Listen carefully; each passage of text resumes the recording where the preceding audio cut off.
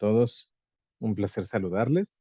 Y bueno, pues vamos a dar inicio a esta conferencia. Quiero agradecer a las autoridades de nuestra honorable Comisión Nacional de Bioética que me han hecho el honor de invitarme a dar este tipo de temas para todos ustedes.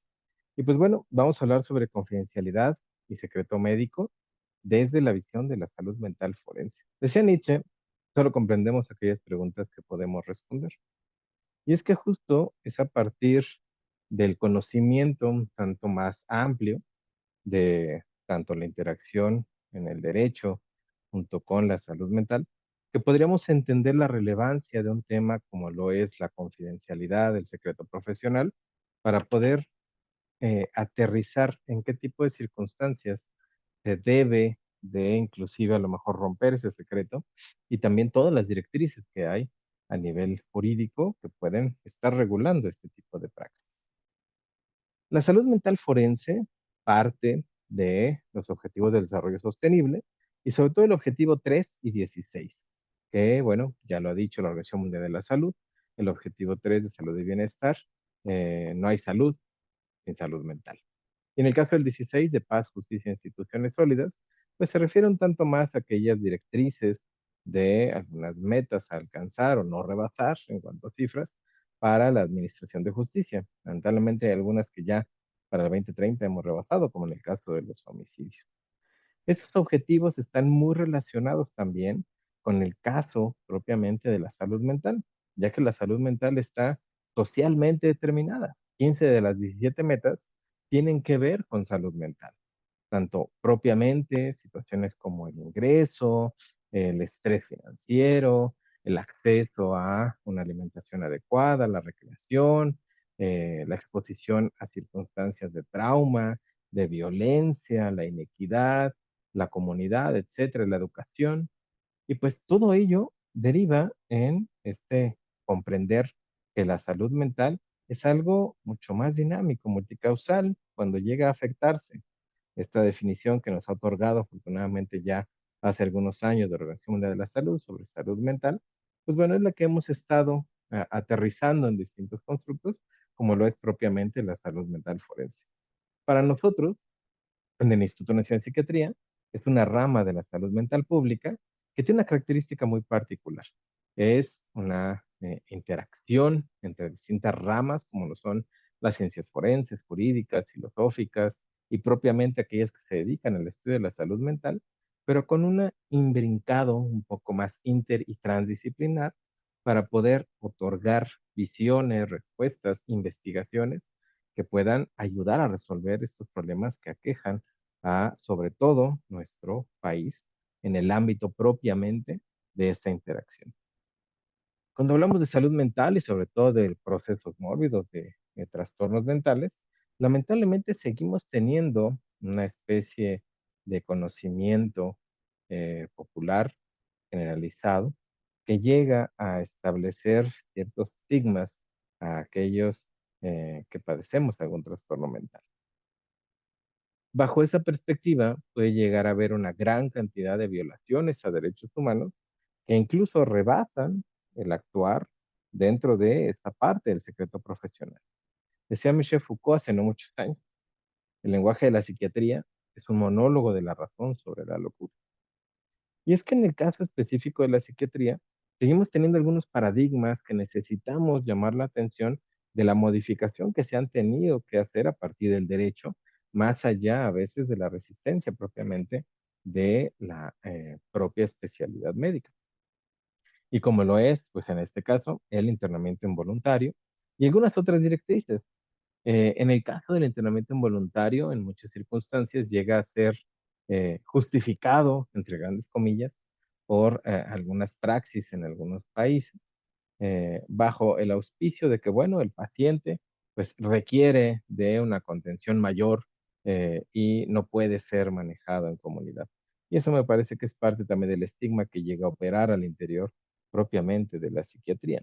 Y es que si lo vemos a la luz ya de las investigaciones mucho más recientes como esta que les presento, pues el diagnóstico número uno de aquellos pacientes que están en hospitales psiquiátricos ni siquiera son estos que consideraríamos tendrían que estar de manera aguda, algunas horas, algunos días, en una intervención por un brote con psicosis o por alguna alteración que derivara en un intento suicida o una ideación suicida persistente, sino que lamentablemente son personas que padecen de una discapacidad intelectual y eso no tendría por qué ser justificación para el internamiento involuntario.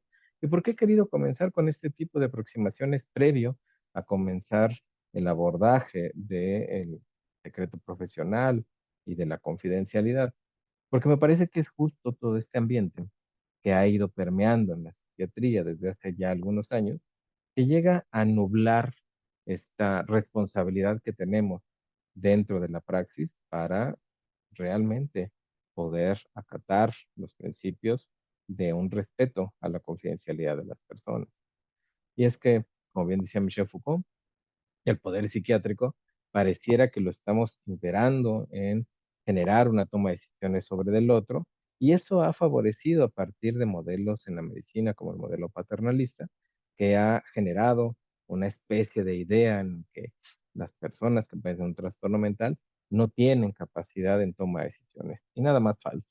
Me parece que eso deriva de un sesgo de la moralidad que ha ido permeando a lo largo de la historia de la psiquiatría y que justo como bien nos ha advertido este psiquiatra contemporáneo, el psiquiatra Pablo Malo, en su libro de los peligros de la moralidad, pues este ingrediente de obligatoriedad universal pareciera que ha generado una especie de conocimiento no escrito en el que las personas que padecemos algún trastorno mental no tenemos esa capacidad de tomar decisiones y por vía de consecuencia no habría la posibilidad de reclamar un acto en cuanto a una violación de confidencialidad o de una protección de datos. Me parece que eso es equívoco, ya que deriva de una distorsión cognitiva, de una visión un tanto dicotómica de la capacidad, e incluso, en muchas circunstancias, bajo un falso consenso o incluso el sesgo de autoridad, ¿no? En el que muchos de los que nos dedicamos a la salud mental consideramos que tenemos la verdad absoluta. Y ese punto de vista me parece que ha ido alimentando, lamentablemente, una praxis equívoca que ha generado una serie de violaciones a derechos humanos de personas con discapacidad, ya sea psicosocial o intelectual. Algunos de esos datos a nivel internacional son como los que les muestro en pantalla. Las violaciones que han generado en distintos aspectos hacia estas personas, pues es en la exclusión, la marginalización, el negarles oportunidades, el abuso físico, sexual, el no tener acceso a algunos servicios incluso de salud mental, a las detenciones arbitrarias, al impedimento de poder casarse y muchas otras. Bajo esa lógica, muchas veces el principio, el derecho de tener una confidencialidad, una privacidad, pues pareciera que es uno de los primeros que se violenta y lamentablemente tampoco está tan registrado en las distintas investigaciones. Y cuando vemos en dónde se llegan a hacer estas violaciones, es de sorprenderse que también se encuentran dentro de las instituciones psiquiátricas y los servicios de salud mental. Y es que tenemos que entender que en el modelo de discapacidad que ya en la actualidad debe de estar imperando en la praxis, ha rebasado más allá de esta idea del principio o del modelo, mejor dicho, de prescindencia en cuanto a la discapacidad, en el que una persona con alguna discapacidad, cualquiera que ésta sea, pareciera que requiere como de un apoyo, ¿no? De una ayuda solamente, y que con base en ello, pues hay que darle ciertos recursos o algunas cosas porque no puede valerse por sí misma, nada más falso que ello. Y en el caso del modelo médico rehabilitador, pues bueno, el entrenamiento que nos ha generado la medicina, los profesionales de la salud mental, pues es justo esta idea de ir rehabilitando o curando algunos padecimientos, pero tenemos que ir más allá. Si bien hemos entendido a lo largo de distintas aproximaciones en la investigación moderna, es que los trastornos mentales son multifactoriales y hay algunas circunstancias que pueden llegar a generar la presencia de trastornos mentales y otras que pueden incluso favorecerlos o disminuirlos. Entonces, no todo se trata solamente de la parte biológica.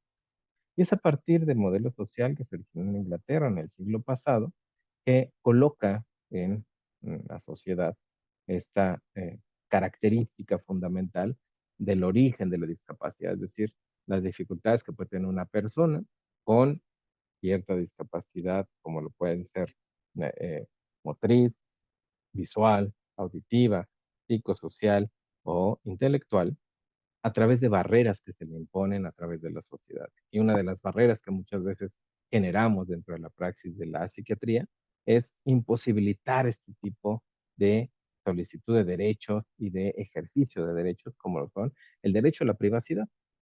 Y es que de ahí también habría que entonces aterrizar esta lógica del nuevo modelo de derechos humanos, que no es una mezcla entre el social y el médico rehabilitador, sino que parte del principio de que todos los seres humanos, por el simple hecho de existir y de ser, tenemos los derechos humanos. Y para aterrizarlo correctamente dentro del derecho, hay que entender el orden jerárquico que impera sobre todo en el contexto jurídico como en nuestro país. La pirámide de Kelsen, que es básicamente esta que nos enseña cuál es el contexto jerárquico jurídico, pues bueno, tiene su base invertida con la Constitución. Debajo de ella están los acuerdos internacionales, códigos y leyes federales, estatales, reglamentos, normas oficiales mexicanas, etcétera. Y bueno, algunos que están imbrincados un poco en estos niveles. Pero hay que entender que en el caso de México, todo aquello que trate de derechos humanos está elevado a rango constitucional. Por vía de consecuencia, tratados, acuerdos, convenciones, etcétera, y sobre todo que sean vinculantes, que requieran de una armonización dentro del contexto jurídico mexicano, pues prácticamente debemos de obedecerlos a nivel de la Constitución. Y es que en la Constitución política de nuestro país está claramente la prohibición de una discriminación por distintas razones y entre ellas la discapacidad. Y está en nuestro primer artículo de la Constitución. ¿Pero qué son estos derechos humanos? Bueno, pues son todas aquellas facultades, prerrogativas, libertades fundamentales que tiene la persona por el simple hecho de serlo, sin las cuales no se puede vivir como ser humano. Y tienen un fundamento específico, la dignidad de la persona. Son derechos inherentes al ser humano, son irrenunciables y todos por el simple hecho de existir y de ser seres humanos los tenemos, con independencia del lugar donde nos ubiquemos. Hace algunos años tuvimos un congreso aquí en México de la Asociación Mundial de Psiquiatría. Este año repetiremos afortunadamente como sede. Y bueno, pues en ese entonces, en 2018, el relator especial de la ONU de discapacidad nos vino a decir a todos los psiquiatras, las personas con discapacidad no deben ser vistas como enfermos o pacientes, sino como titulares de derechos, al igual que todos los demás miembros de la.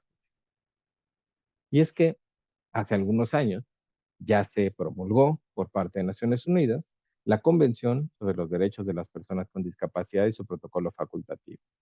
Y México no solamente firmó y ratificó esta convención, sino que desde el inicio fue un defensor a cabalidad de los derechos de las personas con discapacidad. Y eso también, como un instrumento que requiere de una armonización, pues ha ido modificando ciertas directrices dentro del argot jurídico, dentro de los instrumentos jurídicos que regulan la lex artis en la medicina, y por tanto necesitamos conocerlos para también no seguir violentando derechos humanos de personas con discapacidad. ¿Cuáles son los derechos dentro de esta convención? Prácticamente son los 30 derechos humanos universales. Simple y sencillamente se hace recalque en algunos de ellos, se remarcan específicamente algunos, como lo es el artículo 12, que es el igual reconocimiento como persona ante la ley. Hay quienes han dicho que este es el corazón de la convención, en donde se reconoce que una persona con discapacidad tiene capacidad jurídica en igualdad de condiciones con las demás en todos los aspectos de la vida. Es decir, tiene el derecho a tomar decisiones y a ser respetada su decisión. Jurídicamente hablando, eso es una gran responsabilidad. No solamente la convención y que obliga a México a acatarla, y bueno, ya hablaremos de algunas reformas que se suscitaron a partir de esta convención, también dentro del gremio propiamente de la psiquiatría, ya hace algunos años, a partir de la presidencia del doctor Dinesh Bugra en la Asociación Psiquiátrica Mundial, bajo la campaña de Social Justice for People with Mental Illness, se conminó a las distintas organizaciones miembros de la WPA a firmar y ratificar también al menos estos 15 de los 30 derechos que tiene la convención. Y muy inteligentemente el doctor Dinesh Bugra incluyó el artículo 2, ¿no? El igual reconocimiento como persona ante la ley. Y bueno, pues ahí, como ustedes pueden ver, Hay distintas organizaciones y la que nos compete aquí en México, que es la Asociación Psiquiátrica Mexicana y la Asociación Psiquiátrica de América Latina, pues bueno, firmaron esta convención. Y es que es de lamentable praxis a veces en los distintos contextos, que en el ámbito de la salud mental, por mucho que a veces consideremos que las personas con algún trastorno mental pueden ser altamente discriminadas y hay múltiples campañas de estigma, etcétera, también se llegan a generar praxis que pueden ser altamente violatorias de derechos humanos. Y una de ellas es esta, que hace no mucho fue ya avalada en lo general y en lo particular por la Cámara Alta, el Senado de la República. Al día de hoy se ha enviado a la Cámara Baja, a la Cámara de Diputados, para justo su ratificación y su publicación ya en el Diario Oficial de la Federación. Y es la primera vez en nuestro país que a través de prácticas tan violentadoras de derechos humanos como lo son las terapias de conversión, pues ha llegado el derecho a regular esa práctica hasta el grado en el que si una persona es reincidente en generar este tipo de prácticas, personas profesionales de las disciplinas de salud, de la práctica médica, etcétera, puede llegar a ser incluso acreedor no solamente a una sanción penal importante, sino también al retiro, a la cancelación definitiva del ejercicio profesional y al retiro o la cancelación del registro de la cédula profesional.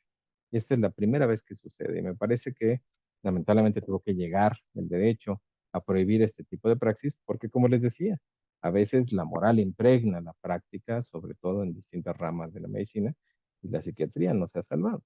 Afortunadamente, este tipo de iniciativas han ido prosperando desde hace algunos años y bueno, pues hoy ya tenemos este tipo de limitaciones para estas prácticas tan nocivas que incluso la propia Organización de Naciones Unidas las ha catalogado como un equivalente a tortura y deben de prohibir. Y es que entonces, para poder salir de este mito de la caverna, de la manera en la que hacemos praxis y dejar de violentar derechos humanos, y dentro de ellos el derecho a la confidencialidad y a la privacidad de los datos, pues tenemos que conocer como tal los mínimos estándares de derecho de nuestra práctica jurídica en él. Y decía Isaac Asimov hace muchos años, nunca permitas que el sentido de la moral te impida hacer lo que está bien. Y es que si comprendemos que la capacidad para el derecho, a diferencia de el ámbito de la práctica de salud mental o de disciplinas de salud mental, no solamente es una capacidad o una parte de la cognición, sino que en el propio ámbito del derecho es una aptitud legal de un sujeto, de una persona, para ser sujeto de derechos y obligaciones. Es decir, es la capacidad que tenemos todos desde el momento de nacimiento, es la capacidad de goce, y que conforme vamos creciendo y vamos desarrollando autonomía a lo largo de nuestra vida, con ya la mayoría de edad, pues tenemos una capacidad de ejercicio, ya sea general o particular. Y bajo esta perspectiva, es que podríamos considerar que todos los actos que podamos generar desprenden un actuar jurídico. Y es que hay una máxima en la ley. El desconocimiento de la ley no exime de responsabilidad. Hace ya algunos años, en la primera sala de la Suprema Corte de Justicia de nuestra nación, ya se estaba declarando la propia figura de interdicción como violatoria de derechos humanos. Y fue ya bajo la promulgación de este decreto del Código Nacional de Procedimientos Civiles y Familiares, que se emitió el año pasado, en junio del año pasado, que se está dando 4 años a todos los estados de la República para modificar algunos estatutos en sus códigos civiles, porque a partir de 4 años, desde junio del año pasado, según lo dicta este nuevo Código Nacional de Procedimientos Civiles, todas las personas mayores de edad tienen capacidad jurídica plena. Por lo tanto, será imposible no respetar sus derechos por ley, con incluso la posibilidad de una sanción. Y más allá de ello, incluso dentro de los transitorios, se está obligando a los estados a retirar la figura de interdicción, esta figura en la que muchos de mis colegas dentro de la psiquiatría forense han participado y que prácticamente podríamos traducir como una muerte civil, una privación de derechos en el ejercicio de aquellas personas con un trastorno mental. Decía Michel Foucault, la libertad es la condición ontológica de la ética, pero la ética es la forma reflexiva que adopta la libertad. Y es que todos tenemos un derecho a la salud. El derecho a la salud incluso se encuentra desde ya hace muchos años inscrito gracias a la labor del maestro Soberón, el doctor Soberón, en el artículo cuarto constitucional, en el que nos dice que toda persona tiene el derecho a la protección a la salud. Y bajo ese principio es que opera mucho del sistema de salud que tenemos al día de hoy, partido en distintas áreas, ¿no? Tanto en lo público, en lo privado, y todas estas directrices que se han estado suscitando, sobre todo en los últimos años. Hace no mucho se llegaron a generar modificaciones a la Ley General de Salud y dentro de ellas, algunas que operarán, hablaré al respecto más adelante. Tenemos que también tener en consideración que la Ley General de Salud regula propiamente en la práctica de la medicina las disposiciones de cuáles son los tipos de atención que se pueden dar. Uno de ellos es la atención médica, quienes la pueden proveer, como nos dice el artículo 28 bis, médicos, médicos homeópatas, cirujanos, de enfermería, todos nosotros, médicos veterinarios, dentistas, podemos prescribir medicamentos, siempre y cuando contemos con una cédula profesional. La atención médica la define la propia ley como el conjunto de servicios que proporcionan al individuo con el fin de proteger, promover y restaurar la salud basado en guías de práctica clínica y pueden ser preventivas, curativas, de rehabilitación o paliativas. Y todos aquellos que somos prestadores de servicios de salud podemos estar en distintos ámbitos como lo pueden ser públicos o a derechohabientes o privados. En los servicios privados, que se prestan a personas físicas o morales, pues están también sujetos a ordenamientos legales, civiles y mercantiles. Y las modalidades de acceso son con base en el convenio del prestador del usuario, sobre todo en el ámbito privado. Y el arancel es con base en la tarifa de la Secretaría de Economía que cada año se emite a partir de diciembre y que opera para el año siguiente. En el caso específico de quiénes son estos usuarios de los servicios de salud, pues bueno, en los artículos 50 y 51 de nuestra propia ley general se definen los usuarios y la atención profesional que debe ser éticamente responsable, respetuosa y digna, ya que tiene también derecho el usuario a recibir información suficiente, clara, oportuna, veraz y la orientación necesaria.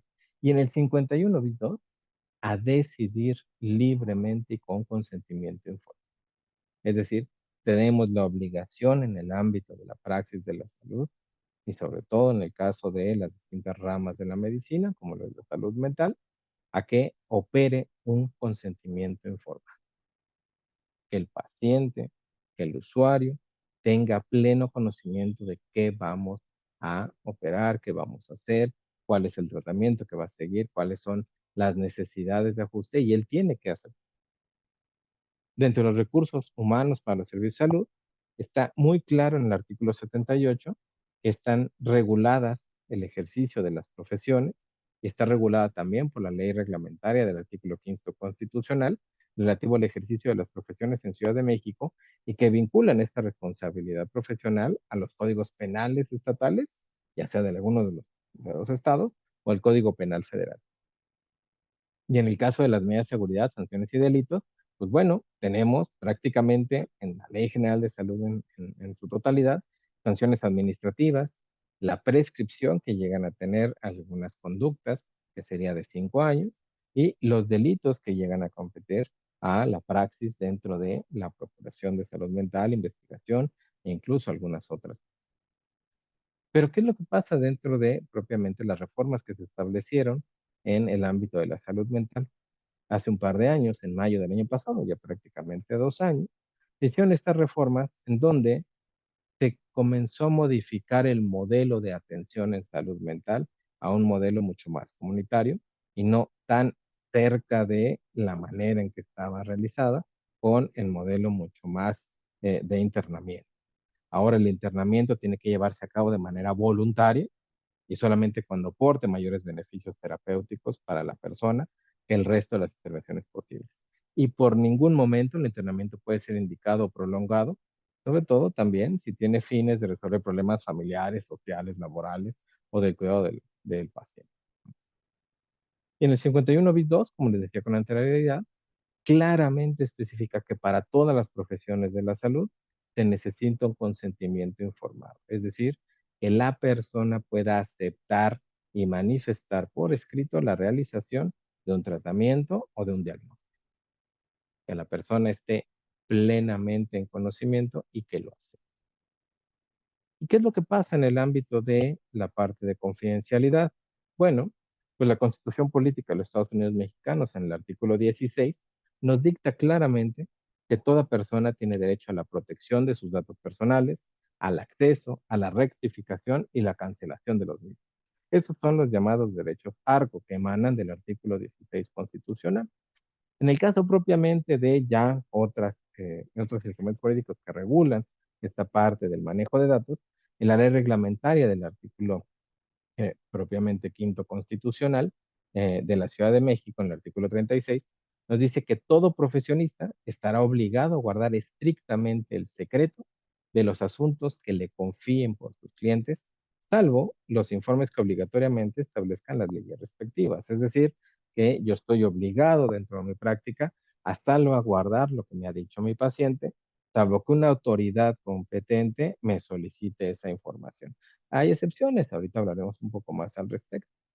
En el caso propiamente del reglamento a la Ley General de Salud en materia de prestación de servicios, en el artículo 133, nos habla específicamente de que la información personal que pues todavía ahí dice, ¿no? El enfermo mental, lamentablemente no se ha reformado, proporciona al médico psiquiatra o al personal especializado en salud mental durante su internamiento, será manejada con discreción, confidencialidad y será utilizada únicamente con fines científicos o terapéuticos. No podrá ser dada a conocer a terceros mediante solamente una orden de autoridad judicial o sanitaria. Es decir, tenemos la responsabilidad de guardar con recelo todos los datos de nuestros pacientes.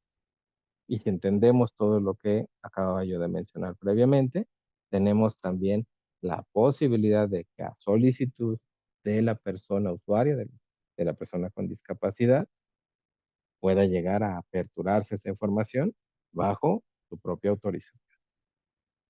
En la NOM 04, que bueno, pues data del 2012, ¿no? Del expediente clínico, se dice que los datos proporcionados al personal de salud por el paciente o por terceros son estos datos que tenemos como catalogados personales, son motivo de confidencialidad en términos del secreto médico y demás disposiciones que resulten aplicables.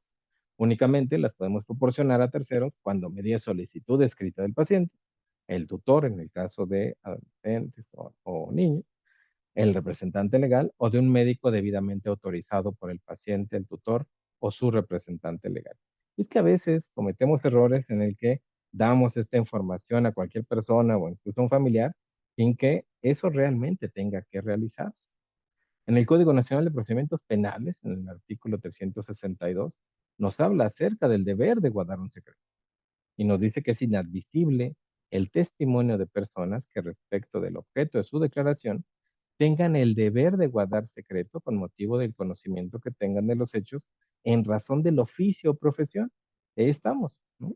Médicos, psicólogos, etcétera, así como funcionarios públicos sobre información que no es susceptible de divulgación según las leyes en materia. No obstante, estas personas no podrán negar su testimonio cuando sean liberadas por el interesado de guardar secreto, ¿no? Entonces, bajo la autorización de él que llega a tener la titularidad, ahorita hablaremos un poco al respecto, de estos datos en específico, pueden darse este testimonio, pero si no, no puede y tiene la obligación de guardar ese secreto profesional hasta la tumba. En caso de ser citados, debemos comparecer y explicar el motivo del cual surge la obligación de guardar el secreto y de abstenerse de declarar. Tenemos esa posibilidad claramente ante un juzgado. En el Código Penal para el Distrito Federal, todavía no lo han modificado, ¿no? En la revelación de secretos, dice que al que sin consentimiento de quien tenga derecho a otorgarlo y en perjuicio de alguien, revela un secreto o comunicación reservada que por cualquier forma haya conocido, se le haya confiado o lo emplee en provecho propio o ajeno, se le impondrán prisión de 6 meses a 2 años y 25 a 100 días de multa. Si el agente conoció o recibió el secreto o comunicación reservada por motivo de su empleo, cargo, profesión, arte, oficio, ¿verdad? La prisión se aumentará en una mitad y se le suspenderá de 6 meses a 3 años el ejercicio de la profesión. Y cuando el agente sea servidor público, se le impondrá además destitución e inhabilitación de 6 meses a 3 años. vean la gravedad de revelar este tipo de información. No podemos ir por los pasillos hablando, etcétera, de paciente fulano de tal, de que me contó, etcétera. No, no se trata de contar chismes. Tenemos la obligación de llegar a custodiar esta información por ley bajo peligro de sanción. Un libro que les invito a leer sobre este tema, van a decir, bueno, pero habla de la regulación jurídica del expediente clínico electrónico. Me parece que es un gran libro el que presentó hace algunos años la doctora Mariana Moredo Gilabert. Incluso me parece que aquí en Conbioética hizo una presentación y tienen ahí en su acervo algunas de las conferencias que dictó la doctora. Tiene dentro de este propio libro maravilloso, pues justo algunas reflexiones y consideraciones al respecto de la titularidad de estos datos y de la parte de confidencialidad. Ella claramente habla de que en la norma 04 se define quién es el propietario del expediente, que sería la institución o el médico tratante, ¿no? ¿Quién tiene el derecho a la titularidad? Pues en este caso, para custodia, para resguardo, la institución. Pero ¿quién es el propietario de la información? No se define claramente. Lo que nos dice la NOM es, el paciente tendrá derechos de titularidad sobre la información para la protección de su salud, así como para la protección de la confidencialidad de sus datos. Pero aquí claramente se empieza a establecer un debate. El paciente es propietario de la intimidad, es decir, de los datos de identificación, de algunas circunstancias propias de su historia de vida, pero lo que establece la doctora Moredú, muy interesantemente, es el debate de la propiedad intelectual que tendríamos los médicos al vertir nuestro conocimiento, nuestra reflexión dentro del expediente, y que eso no está tan claro dentro de la ley, sobre todo en la NOM 04.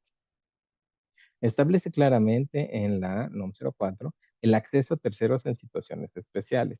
Y en esta maravillosa tabla que tiene ese libro, pues bueno, nos permite entender cuándo procede dar información. Al paciente, siempre. Es decir, cada vez que lo solicite, cada vez que requiera una copia de su expediente, cada vez que requiera un resumen, etcétera, siempre se le debe al tutor, representante legal o quien ejerce la patria potestad, que estamos hablando prácticamente de alguien menor de edad o adolescente, siempre. Al esposo o cónyuge, con independencia de si fue por separación de bienes o una sociedad conyugal, solamente con autorización del paciente. Esto es muy claro.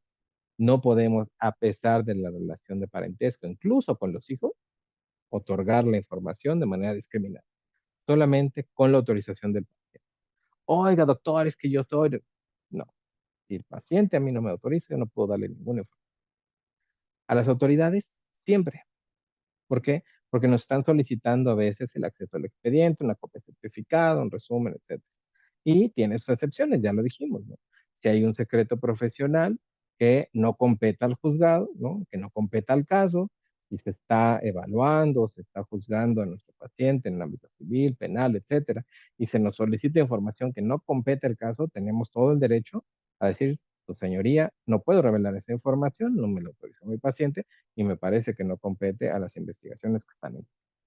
A terceros, aseguradoras, familiares, investigadores, nunca o con la autorización del paciente. Si el paciente lo acepta, lo autoriza, bueno, ya será literalmente la posibilidad de poder otorgar esa información. Si no, jamás debemos de. ¿Qué otras consideraciones? En el artículo 16 hace el límite en el derecho de terceros también, que nos dice hasta dónde puede llegar esa posibilidad de accesar de terceros. En la Ley de Transparencia, en el artículo 120, y la Ley Federal de Protección de Datos Personales en protección de particulares, en el artículo 37, nos dice que no se requiere consentimiento para proteger derechos de terceros. ¿A qué se refiere eso? Si el paciente se encuentra, por ejemplo, acabamos de pasar en una pandemia, ¿no? Si estaba contagiado con COVID-19 en los primeros estadios de la pandemia, pues bueno, nuestra praxis está liberada de ese secreto profesional para proteger a terceros. Y aquí puedo yo equipararlo también en el ámbito de mi área, lo forense, cuando hay un peligro de una lesión de un tercero. Si el paciente nos ha manifestado expresamente una ideación homicida, tenemos también la obligatoriedad de salvaguardar a un tercero, avisar a las autoridades y, de ser posible, avisar a quien pueda ser agredido física o incluso mortalmente para que salvaguarde su integridad y nosotros hasta atestiguar dentro de un proceso con toda libertad. O incluso si ha cometido un delito, sobre todo hablando de agresión sexual.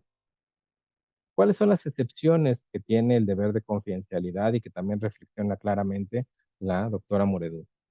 El consentimiento expreso del interesado, me parece que esto que ha quedado muy claro, si es adulto, de sus representantes legales, si es menor de edad, o bueno, esta idea previa del incapacitado, o ya cada vez más lejos con la modificación en el Código Nacional de Procedimientos Civiles y Familiares, que la información sea compartida con otros facultativos o profesionales de la salud del medio hospitalario cuando ello sea necesario para la elaboración de pruebas o de otros tratamientos para garantizar la calidad de la atención médica del paciente. Es decir, lo llevamos a un estudio, estamos en una interconsulta, etcétera. Ahí estamos librados de ese deber de confidencialidad porque es literalmente para la atención médica del paciente, y las medidas de prevención por razones de salud pública, como los ejemplos que les ponía, con fin de que se establezca el control de una enfermedad y evitar un contagio. Me parece que el deber máximo que tenemos en el ámbito de la confidencialidad y el secreto profesional es entender la responsabilidad que tenemos en el manejo de datos. No podemos estar libremente repartiendo los datos de una persona que tiene la titularidad de ello, tiene el derecho a la intimidad, es esta titularidad que el derecho le da de poder incluso reclamar en un acto civil, en una demanda, ante la vulneración de sus derechos. Y en el caso exprofeso de la liberación que tenemos, pues son muy pocos, muy cortos y muy necesarios cuando llegan a comprometer la vida de un tercero o de terceros, cuando se puede llegar a manejar dentro de profesionales de salud para el correcto manejo del paciente y también, sí, ya autorizado, como lo vimos en la tabla que les mencionaba. Pues les agradezco mucho su tiempo, espero que haya sido de utilidad esta charla y agradezco la invitación. Muchísimas gracias. Acompáñanos en nuestras videoconferencias, mesas de diálogo, cursos y otros eventos. Dale me gusta, comparte y suscríbete. Y no olvides seguirnos en todas nuestras redes.